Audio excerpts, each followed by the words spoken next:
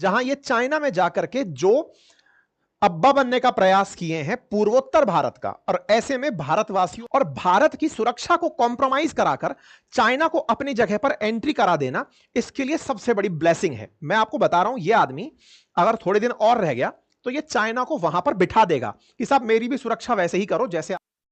अस्सलाम वालेकुम जी, welcome back to my channel. Hope आप सब बिल्कुल ठीक ठाक होंगे। मैं सुमैन अपना देख सकते सुमैन रिएक्शंस बंगला। सुमैन रिएक्शन चैनल पे अब मैं वीडियोस नहीं लगा रही, सो आपको सारी मेरी वीडियोस यहीं पे मिलेंगी।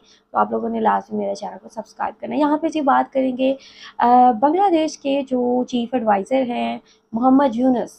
चाइना के विज़िट के दौरान उन्होंने कुछ अहम बातें की हैं इंटरव्यू के दौरान, जिन बातों को लेके बहुत ज़्यादा हर तरफ चर्चा हो रही है। यहाँ पे मोहम्मद यूनुस की जानिब से कहा गया है कि 7 सिस्टर स्टेट्स जो हैं वो लैंड लॉक्ड हैं, और यहाँ पे जो सी के असल ऑनर है वो बांग्लादेश है। ठीक है, अब ये बातें कही गई हैं जैसे ही ये ठीक है स्टेटमेंट्स निकल के सामने आए। इंडियन मीडिया की जानिब से बहुत सारे एनालिसिस सामने आ रहे हैं। अभी आप लोगों के साथ इंडियन मीडिया का जो एनालिसिस है वो शेयर करेंगे। यहाँ पे जी कहा जा रहा है इंडियन मीडिया की जानिब से कि बांग्लादेश इंडिया का बाप बनने की कोशिश कर रहा है। ठीक है, पहले आप लोग के साथ ये रिपोर्ट शेयर करते हैं। रिपोर्ट को आप लोग आखिर तक देखें, देन मैं आप लोगों के साथ बहुत इंपॉर्टेंट पॉइंट शेयर करने वाली हूँ। सो वीडियो स्किप नहीं करनी है, आप लोगों ने वीडियो को आखिर तक देखना है। वीडियो देखने से पहले चैनल पे न्यू है तो चैनल को लास्ट में सब्सक्राइब और बेल आइकॉन को क्लिक करें। सो चलते हैं, देखते हैं वीडियो, लेट्स गो। नमस्कार साथियों, स्वागत है आप सभी का अंकित इंस्पायर्स इंडिया पर। मैं हूं अंकित अवस्थी। आप है मेरे साथ में एक ऐसी जियोपॉलिटिकल घटना का जिक्र करने के लिए जो कि हाल ही में मोहम्मद यूनुस की चाइना यात्रा के बाद उभर कर आई है। आपको याद तो होगा ही कि हाल ही में बांग्लादेश के chief adviser Muhammad Yunus China की यात्रा पर गए थे, और जब चाइना की यात्रा पर गए तो इन्होंने जो भारत के खिलाफ किया जा सकता समझौता था वो सब किया, चाहे वो मोंगला पोर्ट को लेकर हो या तीस्ता नदी को लेकर के हो। ऐसे में इनका उसी यात्रा के दौरान का एक वीडियो फिर से रीसरफेस हो गया है, जहां ये चाइना में जाकर के जो अब्बा बनने का प्रयास किए हैं पूर्वोत्तर भारत का, और ऐसे में भारतवासियों में इस बात का रोष है कि भारत बांग्लादेश को भी अगर सहन करने लगा तो इस रीजनल क्षेत्र में हमारे एक बड़े ब्रदर की भूमिका का होना, भारत की एक 5वीं बड़ी अर्थव्यवस्था का होना, न्यूक्लियर पावर कैपेबल का होना, यह सब किस तरह से मायने रखेगा। जब हमारे पड़ोसियों में भी इतना साहस पनपने लगे तो फिर हम लोग वसुधैव कुटुंबकम करते तो रहेंगे, लेकिन जब बच्चे छोटे बदमाशी करने लगते हैं तो फिर उन्हें डांट डपकार के समझाना भी होता है, उन्हें बताना होता है कि बेटा तुम्हें पैदा करने वाले हम ही थे और ज्यादा करोगे तो पर कुतरने वाले भी हम होंगे। यह बात इन्हें अत्यंत आवश्यक है, क्योंकि इन्हें लग रहा है कि भारत का लोकतंत्र इनके लिए एक बहुत बड़ी आजादी है, और ऐसे में ये जिस भी तरह के बयान दे रहे हैं उन बयानों को देखकर भारत में निश्चित ही रोष का भाव है। ये चाइना की यात्रा पर गए, हमने इसके ऊपर एक प्रॉपर सेशन किया और उसमें बताया कि भारत को झटका देकर के वहां पर आए, क्या किया तो हमने पूरा बताया था। इन्होंने मोंगला पोर्ट को लेकर तीस्ता जल को लेकर के जो बातें की वो निश्चित ही भारत के लिए चिंता परक थी। लेकिन ये जनाब जब वहां थे तो इन्होंने भारत के बारे में कहा कि जो भारत के 7 पूर्वोत्तर राज्य हैं जिन्हें 7 सिस्टर्स के नाम से जाना जाता है, हम उनके गार्जियन हैं। ये अपने आप को अब्बा बता दिए वहां जाकर के कि हम अब्बा हैं साहब। किसके हैं? बोले साहब हम हैं 7 सिस्टर स्टेट्स के, वो हमारे बिना कुछ नहीं है, हम हैं तो ही उनके साथ में सारे काम हो सकते हैं। तो चाइना वालों आप आओ और उन क्षेत्र के अंदर निवेश की तमाम संभावनाएं पाओ, क्योंकि वो पूरी तरह से लैंड लॉक क्षेत्र हैं। ये अपने आप में भारत के लिए स्टैंड, मतलब भारत के लिए तीव्र प्रतिक्रिया देने वाला पल होना चाहिए, और केवल इस बार बयानों से नहीं कुछ कंक्रीट करना चाहिए। बताना चाहिए कि कोई देश अगर चुप है तो इसका अर्थ यह नहीं कि आप उस देश की इस चुप्पी का नाजायज फायदा उठाने लगे। आज दुनिया में पूरी तरह से विस्तारवाद पनप रहा है, जहां एक और अमेरिका ग्रीनलैंड तो रशिया अपनी तरफ से यूक्रेन, और चाइना अपने साथ साथ ताइवान को लपेटे जा रहा है। और हम देश की दुनिया की 5वीं बड़ी अर्थव्यवस्था है, और अगर हम इन चुन्नू मुन्नुओं की भी बातें अगर सुनने लग गए तो भैया ये भारत के लिए ना, भारत के आत्मबल और आत्मविश्वास के लिए बहुत ज्यादा प्रश्न चिन्ह खड़ा करने वाला होगा। और वो बांग्लादेशी पहले सुन लें, क्योंकि हमारे सेशंस में आकर के कुछ बांग्लादेशियों ने, ये जो मैंने सेशन किया था ना, बहुत सारे भाई यहां पर आकर के ज्ञान देकर गए थे, अपना लव दिखाकर गए थे मोहम्मद यूनुस के लिए। तो भैया अपना लव अपने देश में समेट कर रखो, यहां आकर के लव बांटने की जरूरत नहीं है, यहां पर बहुत हेट है, वो बांटी जा सकती है। हम जब तक तुम्हें एज ए बिग ब्रदर साथ लेकर चल रहे हैं, ये हमारा कड़ा मैसेज है। आज तुम लोग फिर आओगे, क्योंकि बांग्लादेश देखते ही तुम उड़कर चले आते हो कि हमारे बारे में क्या कहा गया है, और हमारी सारी बातों को तुम लोग प्रोपोगेंडा करार दे देते हो कि इंडिया प्रोपोगेंडा कर रहा है। इंडिया तुमको पैदा करके भी प्रोपोगेंडा किया था, और अब तुम्हारे पर कुतर के भी प्रोपोगेंडा ही करेगा, है ना। तो ऐसे में बेहतर है कि बांग्लादेशियों इस पूरे सेशन से दूर रहना। तुम्हारी हरकतें पता है, तुम आकर के चैनल को नुकसान पहुंचाने आते हो, तुम जिस तरह की भद्दी बातें लिखते हो कमेंट बॉक्स के अंदर, और हम इंडियंस को भी ये बात समझने की जरूरत है भाई। ये सारे के सारे सेशंस जिस तरह से इस समय हेटरेट का सामना कर रहे हैं, आपकी आपकी एक मोरल रेस्पॉन्सिबिलिटी अब आ पड़ी है कि आप इन चैनल्स को सपोर्ट करना शुरू करें, अपनी तरफ से अपनी भी बातें कमेंट बॉक्स में लिखें। इतने भी सहिष्णु ना बने कि आपकी सहिष्णुता को आपकी कमजोरी समझ लें और कान में आकर के इस जैसे लोग भिर भिर भन्नाने लगें, ठीक है ना। तो ऐसे में मोहम्मद यूनुस जब गए तो वहां जाकर के 7 सिस्टर्स को कहकर के चले आए कि साहब वो जो पूर्वोत्तर भारत के राज्य है ना, 7 states of India, they are landlocked. बोल तो कंट्री गया था, ये कंट्री बोल गया था, इसका मतलब इसका एक इंटेंशन समझो कि इसका इंटेंशन ये था कि हाँ भाई चिकन नेक को आप अलग करके उनको एक तरह से अलग क्षेत्र बना दो, और फिर हम ही लोग उनके लिए सही रूट हो सकते हैं। ये किसकी जगह की बात करके आया है, आप उसे भी एक बार के लिए समझ लीजिए। देखिए, ये वो देश है जो सब तरफ से भारत से घिरा हुआ है, और कॉन्फिडेंस एकदम अल्ट्रा लेवल का, और उसके लिए कहीं ना कहीं हमारा चुप रहना ही हमारी कमजोरी बनता जा रहा है।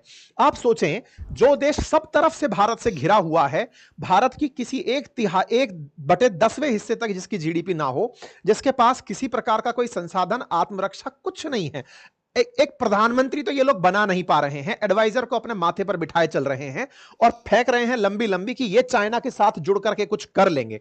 ऐसे में बेहतर है कि भारत इस विषय का मतलब समझे। ये लोग अगर इस तरह की बातें बोल रहे हैं, आप सोचें हमारी चुप्पी किस दिशा में जा रही है। आप देखें कि बांग्लादेश के साथ में ये जो हमारे राज्य जुड़े हुए हैं, इनमें से पूर्व की तरफ जो पूर्वोत्तर भारत वाला क्षेत्र है, पूर्वोत्तर भारत वाले क्षेत्र के लिए ये कह रहे हैं कि हम लोग उनके गार्जियन हैं, संरक्षक हैं, इन लोगों को समुंदर तक पहुंचाने का हम ही लोग रास्ता देते हैं। आप सोचिए ना कि यह कितना बड़ा प्रश्न चिन्ह है भारत के ऊपर।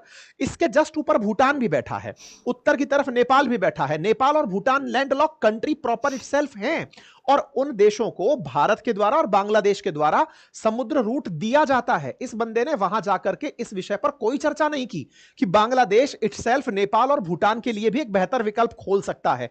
भाई ने यह बात नहीं की। इसने बात करी तो पूर्वोत्तर भारत की बात करी, या पूर्वोत्तर भारत के लिए तो इनडायरेक्टली तुम वही कह रहे हो जिसके लिए हम बार बार जिक्र करते आते हैं कि चाइना की असली नजर इस चिकन नेक कॉरिडोर पर है, सिलीगुड़ी कॉरिडोर पर है, जो 22 किलोमीटर के आसपास चौड़ा और 60 किलोमीटर के आसपास लंबा है। ऐसे में तुम इनडायरेक्टली यही कहना चाह रहे हो कि चाइना वालों तुम आओ और आकर के इस क्षेत्र को इस तरह से चोक करो, तो बांग्लादेश के साथ साथ ये पूरा क्षेत्र आपको एक बढ़िया इकोनॉमिक जोन मिल जाएगा।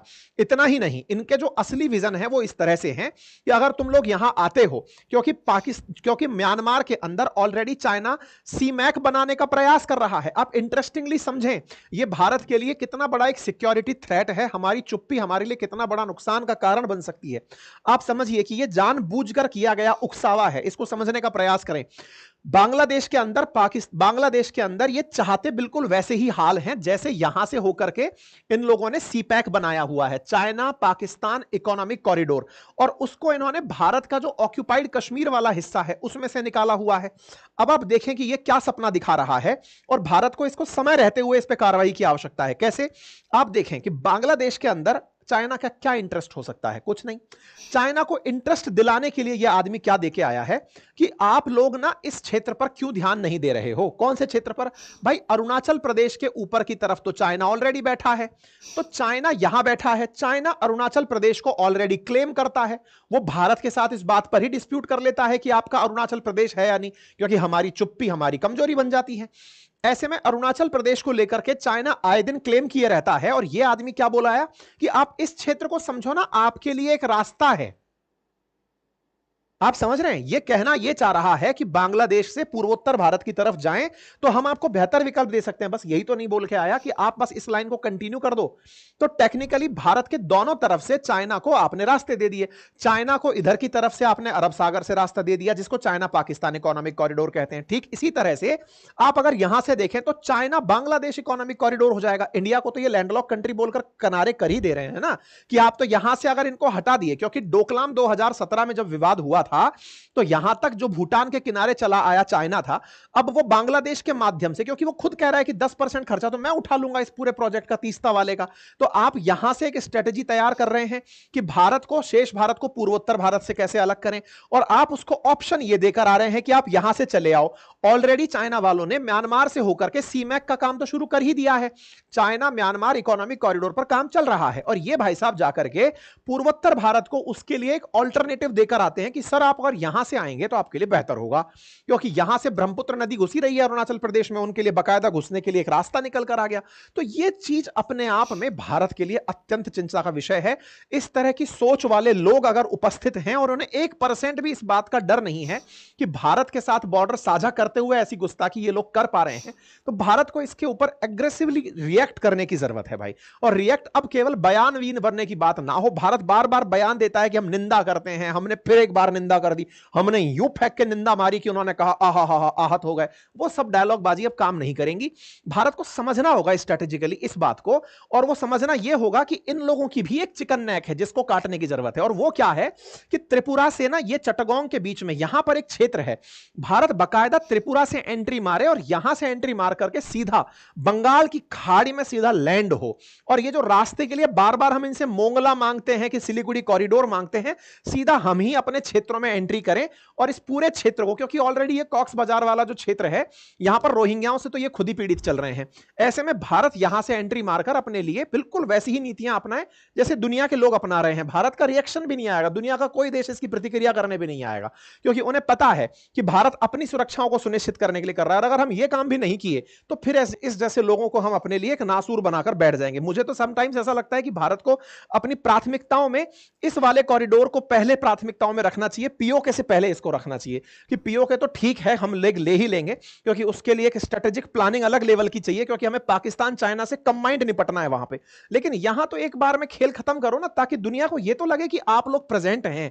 ये चिन्नू मिन्नू टाइप के लोग, कभी कभी नेपाल मुंह उठा के खड़ा हो जा रहा है, बांग्लादेश कभी यहां से निकल के मालदीव आ जा रहा है, हम ये करेंगे। अरे तुम लोग क्या करोगे भाई? तो ये थोड़ा समझाने की जरूरत है भाई इन लोगों को। ऐसे हम लोगों को केवल बयानवीर नहीं बनना है। अब ये भाई साहब बोलकर आते हैं कि हमें मौके के पूर्ण इस्तेमाल का, मतलब मौके का पूरा उपयोग करना चाहिए। इस इलाके में चीजों को बनाया जा सकता है, प्रोड्यूस किया जा सकता है, बेचा जा सकता है, यह एक प्रोडक्शन हाउस है, हम इसका पूरा इस्तेमाल करना चाहिए। भाई जब इसकी ये बात निकल कर आई, ट्विटर पर लोग इसको खोज खाज के ले आए कि ये भाई साहब सेवन सिस्टर्स को डाला है। हमने भी इसको ट्विटर पर आपके साथ साझा किया था अपने हैंडल के थ्रू। फिर इसके ऊपर प्रतिक्रिया भारत की तरफ से काफी सारे लोगों की प्रतिक्रियाएं आना शुरू हुई कि ये जिस तरह की बातें कर रहा है, ये भारत के लिए बिल्कुल अनएक्सेप्टेबल होनी चाहिए। और ये बात बिल्कुल, मतलब ये मुंह और मसूर की दाल टाइप की बातें हैं, ये समझ में शोभा नहीं देती। अच्छा, इस आदमी की ये बातें अब धीरे धीरे निकल कर आ रही हैं, क्योंकि इसकी कई सारी पोस्ट, इनके साथ एक प्रॉब्लम और भी है। बांग्लादेशी लोग ट्विटर पर एक्टिव नहीं है, ये फेसबुक खेलते हैं। अपनी जनरेशन जो है ना, वो फेसबुक को छोड़ करके ट्विटर पर एक्टिवेट हो गई है। तो हम लोग ट्विटर पर तलाश रहे होते हैं, वहां इनकी प्रेजेंस है नहीं। ये क्या फेसबुक पर मारे पड़े हैं ये सब बातें, तो अब उनको तलाशना पड़ेगा। हमारी कंटेंट टीम भी तलाश ही रही है इन सब चीजों को निकाल निकाल करके, ये बयानवीर क्या बयान देकर आया है। ठीक है, तो हमें वास्तविकता में इस बात पर बड़ा उग्र रिएक्ट करने की आवश्यकता है।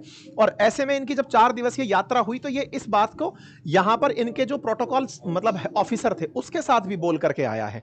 खैर, अब बात आती है कि बंगाल की खाड़ी से ये वाला क्षेत्र इतना मायने क्यों रखता है, चाइना इटसेल्फ के लिए बंगाल की खाड़ी या बांग्लादेश मायना कैसे रख सकता है। तो देखो, एक तो बहुत इंपॉर्टेंट बात यह है कि चाइना जिधर डला हुआ है उसको वहां तक सामान पहुंचाने के लिए स्ट्रेट ऑफ मलक्का से होते हुए वहां पहुंचना होता है, साउथ चाइना सी होते हुए सामान ले जाना पड़ता है।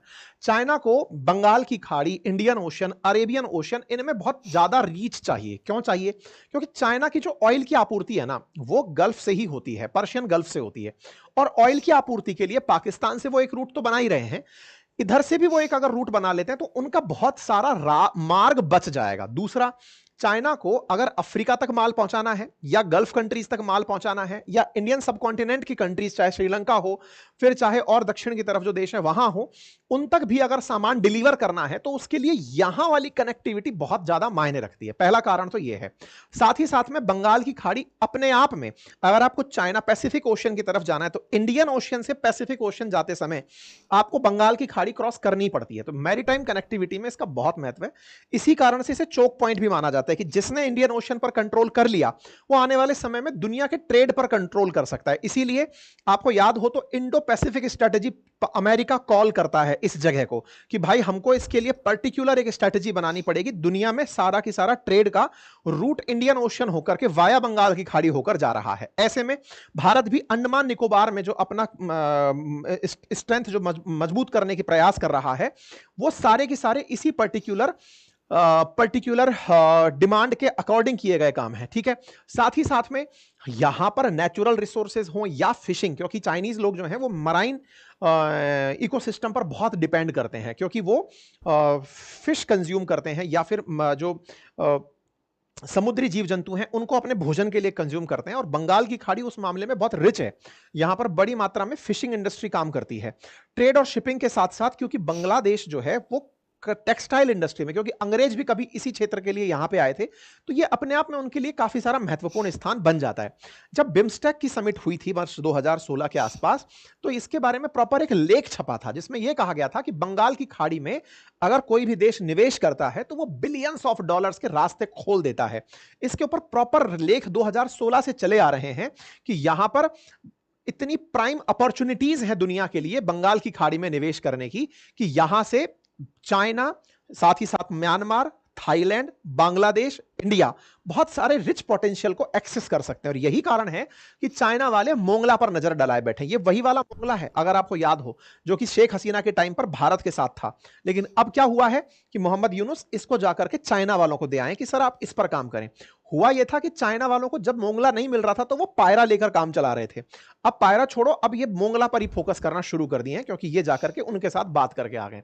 कुल सार यह है कि चाइना की विस्तारवादी नीतियों में मोहम्मद यूनुस का बांग्लादेश में होना एक अपॉर्चुनिटी है और भारत के लिए एक चिंता का विषय है। चिंता होना लाजमी है, क्योंकि भारत का जो सिलीगुड़ी कॉरिडोर है, जो कि पश्चिम बंगाल से होकर के नॉर्थ ईस्ट के 7 राज्यों को जोड़ता है, इन 7 राज्यों के लिए हमें अपने क्षेत्र की सुरक्षा नहीं अपितु विस्तार पर फोकस करना चाहिए। जिस सिलीगुड़ी कॉरिडोर को लेकर के हम चिंतित रहते हैं कि यह 22 किलोमीटर की चौड़ाई वाला क्षेत्र है, जहां से हमने रेल फ्रेट कॉरिडोर बना रखा है पूर्वोत्तर के राज्यों को जोड़ने के लिए, हमें इसे बिल्कुल आर पार कर लेना चाहिए ताकि ये लोड ही खत्म हो जाए। इधर से इसको हटा करके कि चलो भाई अब कॉरिडोर का झंझट नहीं है, इसको कॉरिडोर बोलेंगे ही नहीं, इसको पूरा एक कर देंगे। भारत को इस बात की प्रॉपर आवश्यकता है और यह बात हमें उस समय महसूस हुई थी जब चाइना वाले बिल्कुल भूटान के किनारे डोकलाम पर आकर बैठ गए थे। हम अपने डिफेंस के लिए यहां पर खड़े थे। हमें डिफेंसिव होने की जगह अब एग्रेसिव होने की जरूरत है। हमें अपने सुरक्षा हितों को, और ये गलती हमसे 1971 में भी हुई थी। हम चाहते तो 1971 में जब इनको सेटल कर रहे थे, जब इन दोनों देशों को अलग कर रहे थे, हमें उस समय भी ये सारा काम कर लेना चाहिए था पूर्वोत्तर को लेकर के। लेकिन चलो कोई बात नहीं, अब जो हो गया वो तो हो गया। आने वाले टाइम में हम लोगों को ये सब चीज देखने की आवश्यकता है। एक मैं बात फिर बोल दे रहा हूं आप लोगों से, ये जब बातें मैं आपको बोल रहा हूं, इस समय पर बहुत सारे लोग बांग्लादेशी एक्टिवेट होंगे और कई बांग्लादेश लवर्स भी तो हैं जो भारत को तोड़ने के बारे में सपने देखते हैं। भारत में ऐसे गिद्धों की कमी थोड़ी है जो भारत के ही मरने का इंतजार करते हैं कि चलो हम अपने को ही मरा देखकर अपने ही मांस को खाकर के जिंदगी बिताएंगे। तो ऐसे लोगों से आप लोगों को निपटने की जरूरत है जनाब। और मैं निपटने के नाम पर केवल यही बोलता हूं कि आप लोग जो अपने सेशंस पर अपनी प्रतिक्रियाएं देते हैं ना, YouTube इस बात को बहुत मेंशन करता है कि आप लोगों ने वीडियो को लाइक किया है कि नहीं, शेयर किया है कि नहीं। क्योंकि होता यह है कि जब आपके एल्गोरिदम ये कहते हैं कि आपने शेयर किया है तो वो मानता है कि हाँ ये कंटेंट सही है। अगर रिवर्स में लोग आकर के यहां पर अपोजिट बातें करने लगेंगे तो एल्गोरिदम खुद से इन वीडियोस को डाउन करने लगता है, चैनल को बीट करने लगता है। अब आप समझदार हैं कि आपको ये बातें कैसे हैंडल करनी है। ठीक है, भारत ऑलरेडी नॉर्थ ईस्ट की तरफ कनेक्टिविटी बढ़ाने के तमाम प्रयास कर रहा है। उनके अंदर इस क्षेत्र के अंदर निवेश बढ़ाने के लिए भी, जैसे आप देखें 2024 की आप कटिंग देख रहे हैं कि भारत ने 5 लाख करोड़ 10 साल के अंदर केवल पूर्वोत्तर की कनेक्टिविटी को बढ़ाने के लिए शुरू की। आप सोचें हमारे लिए बांग्लादेश इतना मैटर कर क्यों रहा है, तो आंसर केवल इतना है कि हमें पूर्वोत्तर तक कनेक्टिविटी चाहिए। हम म्यांमार से क्यों बनाकर चल रहे हैं? क्योंकि हमने म्यांमार से कलादान मल्टी मॉडल जो ट्रांजिट प्रोजेक्ट बनाया हुआ है ताकि हम पूर्वोत्तर तक अच्छी कनेक्टिविटी ले लें। हम बांग्लादेश से क्यों बनाकर चल रहे हैं? क्योंकि मोंगला के थ्रू हम पूर्वोत्तर तक अच्छे से चले जाएं। हम इनको इतना झेल क्यों रहे हैं? हम तीस्ता के अंदर अपना इनकी बात क्यों सुन रहे हैं? ताकि सिलीगुड़ी कॉरिडोर पर बांग्लादेश की प्रतिक्रिया, हम तो उन्हें एज ए कंट्री इज्जत दिए जा रहे हैं कि चलो यार कोई बात नहीं है, क्या यार वो पश्चिम बंगाल की तरह ही भारत के इतने राज्य हैं, एक और राज्य जितनी एक जगह है वो, है ना। भारत में 28 राज्य ऑलरेडी एग्जिस्ट करते हैं बांग्लादेश जैसे। अब ऐसे में अगर वो ये सोच रहा है कि उसको देश वाली इज्जत मिले और वो कुछ भी बयानवीर बन जाए, ये समझने की आवश्यकता है भारत को भी अब स्ट्रिक्टली कि ऐसा चलेगा नहीं बहुत लंबे समय तक, ठीक है ना। तो हमें आवश्यकता क्या होनी चाहिए कि अब त्रिपुरा से ये जो बंगाल की खाड़ी वाला रूट है ना, इसको एक्सेस कर लेना चाहिए भारत को, और यहां से सीधा की सीधा बंगाल की खाड़ी में इस चिकन नेक को तोड़ देना चाहिए। यहां से रास्ता ऑटोमेटिक तो बन ही रहा है, यहां से होकर के सीधा, ताकि इनका जो चिटग्राम है उसकी कनेक्टिविटी बांग्लादेश के साथ, यानी बांग्लादेश अब एक और विभाजन चाहता है, और उसकी ये हरकतें निश्चित ही भारत को अब इग्नाइट करेंगी कि ये आदमी अगर बांग्लादेश के साथ ये सोचता है कि नॉर्थ ईस्ट लैंडलॉक है, तो भारत को अब उसका लैंडलॉक दूर कर ही देना चाहिए। जमीन के साथ में उसका जो भाव है समुद्र से जुड़ा हुआ, वो खोल ही देना चाहिए। हमारे पास इतनी सेना वैसे भी मतलब इंतजार में बैठी है कि कुछ तो हमें इग्नाइट करो, काफी टाइम हो गया है, तो हमें उसके साथ में कर ही देना चाहिए। देश की सुरक्षा के लिए उनको जब आवश्यक, हमारे सैनिक तो इंतजार में ही है ना कि लाओ इनको थोड़ा सेटल कर देते हैं, ठीक है। तो ऐसे में भारत को चिकन नेक के साथ इलाज करने की आवश्यकता है। ये बात कही जा रही, स्ट्रेटेजिक जो हमारे जानकार हैं वो भी इस बात की मांग बार बार उठा रहे हैं कि जो कमी पहले रह गई थी अब उसको दूर करने का आवश्यक समय आ गया है। बाकी आप लोग इस विषय पर क्या सोचते हैं, अपनी राय जरूर दें, क्योंकि जो आदमी इस तरह की बातें बोलकर आया है, सोचो वो वहां जाकर के अपनी तरफ से सहमति दे आया कि चीन जो ताइवान के लिए सोचता है वो बढ़िया है, क्योंकि इसको लगता है ना कि भारत के नजदीक होना इसके लिए एक एडवांटेज है, और भारत की सुरक्षा को कॉम्प्रोमाइज कराकर चाइना को अपनी जगह पर एंट्री करा देना इसके लिए सबसे बड़ी ब्लेसिंग है। मैं आपको बता रहा हूं, यह आदमी अगर थोड़े दिन और रह गया तो ये चाइना को वहां पर बिठा देगा कि साहब मेरी भी सुरक्षा वैसे ही करो जैसे आपने यहाँ पे पाकिस्तानियों की कर रखी है, आप मेरी भी सुरक्षा वैसे ही करो। भारत को आवश्यकता है कि इसका तीव्र प्रतिक्रिया दी जाए, बिल्कुल वैसे ही जैसे कभी चाइना ने साउथ कोरिया के अंदर जब थाड़ अमेरिका ने खड़ा कर दिया था ले जाकर, तो चाइना वालों ने बकायदा साउथ कोरिया के अंदर अपने मतलब जो थे अपने जो ट्रैवल एजेंट्स होते हैं या फिर ये जो टूरिस्ट जो होते हैं, इनकी एंट्री रोक दी थी कि भाई साउथ कोरिया कोई चाइनीज नहीं जाएगा। तो हमें प्रतिक्रिया देने की आवश्यकता है। ऐसा थोड़ी है कि आप खुलेआम जाकर के प्लेटर में ये सजा करके कि देखो आप मेरे घर के सामने, ये बिल्कुल वैसे है कि किसी आपने एक बहुत सुंदर सा बंगला बनाया, एक सामने एक व्यक्ति आता है जिसने एक मचान बनाई और उस पर रहने लगता है, और उस मचान को वो करोड़ों में बेच रहा है। क्यों? क्योंकि इस मचान से आपको वो सामने वाली बढ़िया कोठी दिखती है, बढ़िया विला दिखता है, आप उनके अंदर तक देख सकते हैं, वहां से पत्थर मार सकते हैं। ये तरीका है। आपको अब इसका भी इलाज करना पड़ेगा। भारत को बहुत ज्यादा सोचने की आवश्यकता है। चाइना जिस तरह से ताइवान को लेकर बात कर रहा है, ये भाई साहब गए और ताइवान के बारे में बोलकर आ गए कि हाँ हाँ सर मैं तो वन चाइना पॉलिसी मानता हूं और ताइवान और चाइना एक ही है, मैं तो यही मानता हूं। हालांकि अमेरिका हो या भारत, ये सब चाइना के लिए यही लाइन बोलते हैं, लेकिन फिर भी पर्सनली इनके साथ में व्यवहार रखते हैं। ये महाशय वहां जाकर अपनी पूरी स्वीकारोक्ति दे आए कि जहां पर ना हम आपके साथ हैं, आप भी हमारे साथ चले आओ, क्योंकि इसके पास तो हमेशा अपॉर्चुनिटी दिखेगी चाइना। इसको स्ट्रेटेजिक एडवांटेज, जैसे मालदीव को गलतफहमी हो गई थी कि भारत के दक्षिण में होना उसके लिए इंपॉर्टेंस है, वैसे आजकल इसको हो रखी है, और गलतफहमी का इलाज समय रहते होना जरूरी है।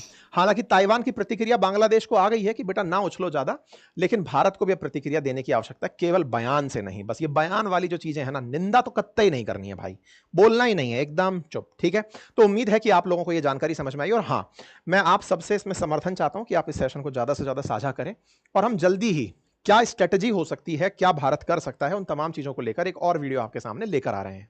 फिलहाल के लिए इतना ही। चैनल को सब्सक्राइब करना बिल्कुल भी ना भूलें, अपने साथियों से साझा करें। जी ये आप लोगों ने एनालिसिस देखा है यार, इनके जो भी एनालिसिस है, इन्होंने जो भी अपना thought point of view share किया है, इस हवाले से मैं इसकी फुली रिस्पेक्ट करती हूँ।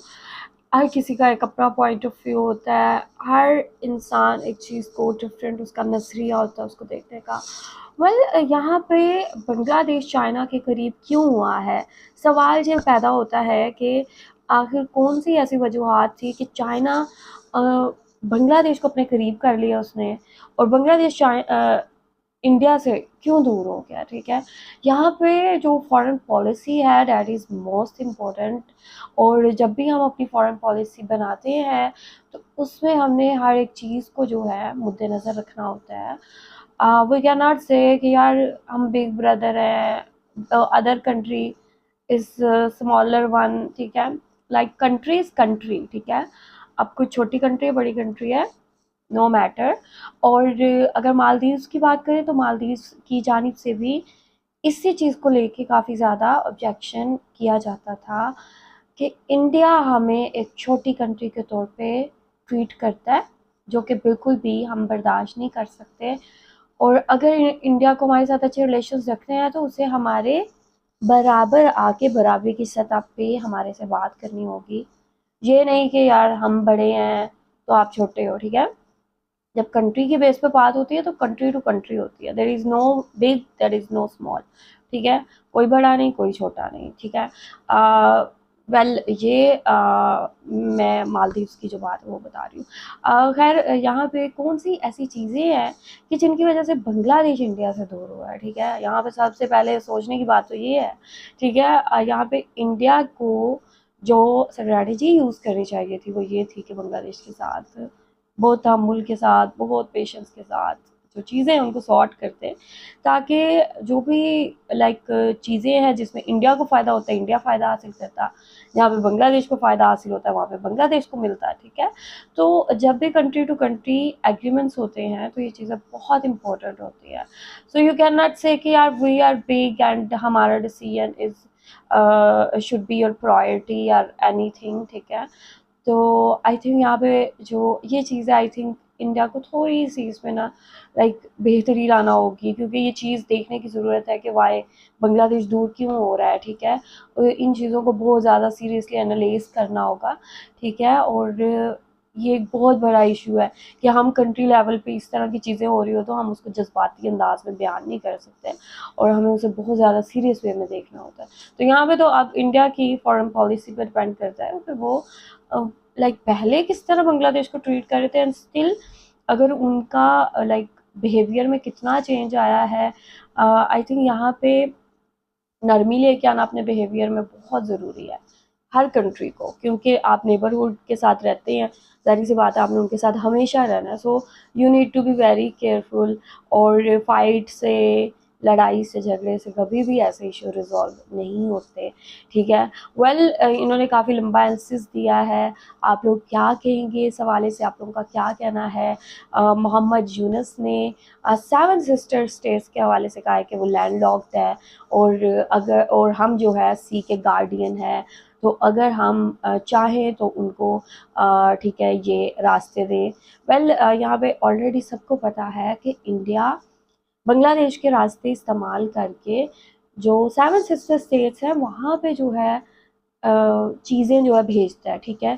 क्योंकि अगर वो दूसरे रास्ते से जाते हैं ना तो वो रूट उनको बहुत लंबा पड़ता है, तो यहाँ पे इंडिया को बांग्लादेश का रूट चाहिए होता है। तो यार this is the reason I think he says के हम जो है सी के गार्डियन एंड डीटीसी।